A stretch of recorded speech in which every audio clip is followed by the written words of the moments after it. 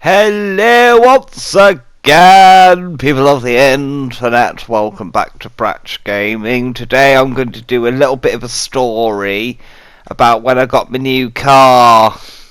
Right, a little bits of an explanation as to why I decided to purchase myself a new vehicle. The previous car was starting to develop one or two issues that would be very costly to fix. And so I thought, right, let's go shopping. And we did. We went shopping. We looked around many garages and different places.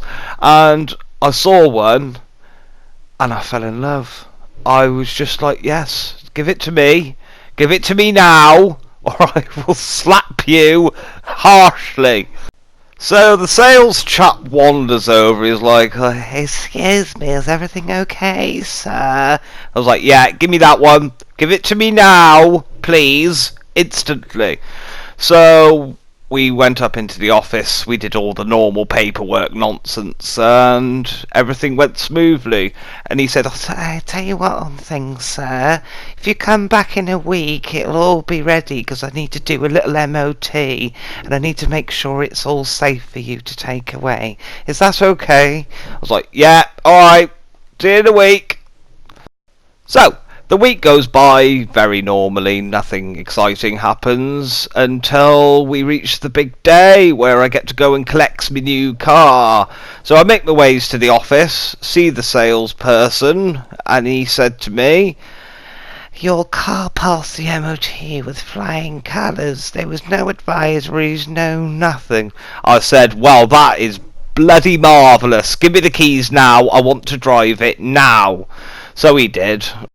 And I got him a new car, turned the engine on, and made my way to work, where I did my normal day job thing. Finished my day job, I was all excited to get home and have a nice little meal for myself, nommy nommy nom nom. Offered manager Mike a lift home because he's on the way, and we both walked over to the car, sat in it, and the thing wouldn't start. It was making these little noises. It was going.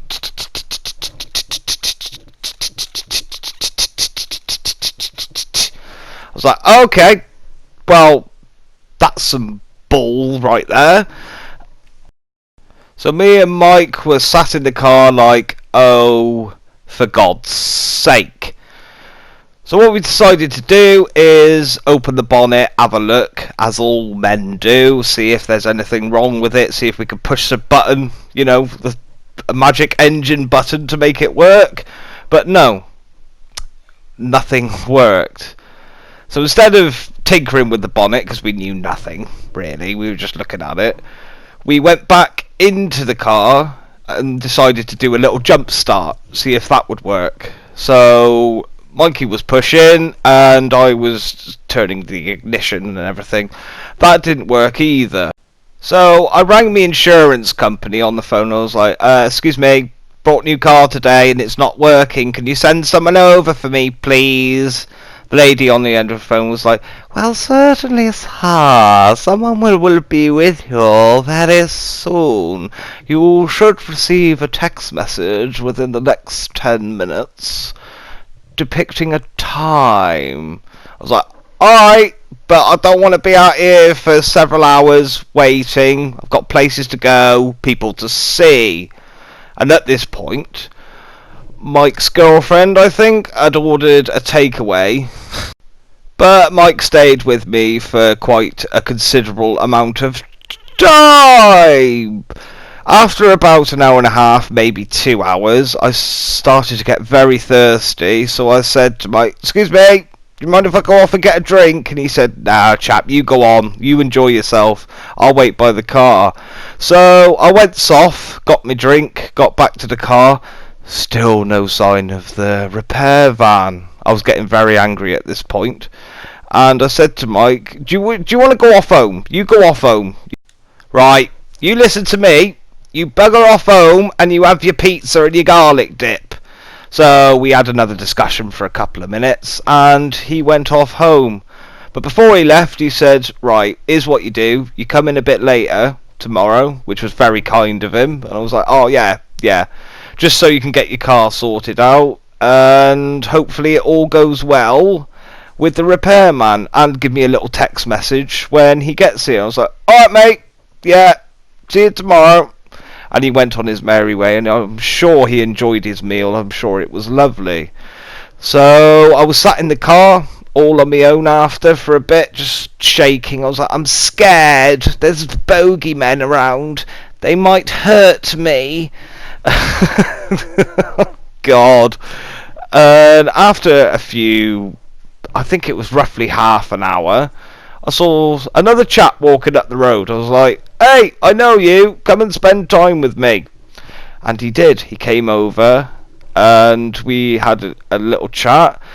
My phone battery was getting very low, so he allowed me to use his, and I rang them up again. I was like, oi, it's nearly 1:30 in the morning here. What are you people doing? What are you doing? And they said, oh, I'm sorry, sir, he's stuck in Birmingham. There's not much we can do. I was like, yeah, there is. I'm not swearing, but yes, there is. You can send another person over, you know. Do you just have one for the whole country? And he said, no, sir, but he's the only one available in your area at the moment. I was like, well, he's not available, is he? He's not available. What are you on about? You nasty man. If he's not here within 20 minutes, I'm going to come down to your office in the morning with a cod and slap you round the face with it, sir. Challenge you to a duel of some kind. And he said, well, you can't do that. I was like, but I will, so just get him here. Slammed the phone down. So me and my mate were there having a general chat about things, about work, about life, about everything really. Yeah, it was good. It was a good time. So after, I think it was roughly another half an hour, the vehicle repair man shows up, and he was like, right, what's the problem? I was like, you're the bloody problem. I've been here since 8 o'clock. It is now 2 o'clock in the morning. Where have you been? Where have you been? And he said, well, I was stuck in Birmingham. I was like, no you weren't. Don't tell me porkies. Don't lie to me. I was very angry at that point. So what he did, after a few choice words being exchanged, he said, right, pop the hood. I popped the thing, and what he did, he popped the what they call it, the jump starter thing into the car. And I was like, oh, okay, right, is it the battery then? And he was like, yeah, it's more than likely the battery. So I was sat there thinking, I've been sat here for roughly, well, for many hours, when I could have just rang someone up who had some jump leads and said, excuse me, can you just come and jump start the car? That was the problem the whole time, and I wasn't best pleased. So the next morning, yeah, he got it all started. He started the battery, turned it on. I drove off home, very happy. Well, I wasn't happy, but you know, I was happy that I could go home and sleep in my own bed and have some food. I was very hungry. I'm always hungry. And then the next morning, I rang up the sales chap. I was like, excuse me, got the car to work yesterday. Well, went fine up until I tried to get home. You nasty man. You said, oh yes, everything's fine. It passed the MOT, no failure. I was like, no. I demand a new battery immediately. But of course I had work, so he said, alright, I'll tell you what I'll do. I'll take you to work, take it to my friend who does all the mechanics, and we'll put a new battery in for you. Is that okay? I was like, yeah, right, come on, take me there. So he took me to work, and the car was fixed. Basically, I put a new battery in. But yeah, that was the story about the day I purchased a new vehicle. If you did enjoy, right, tickle everything.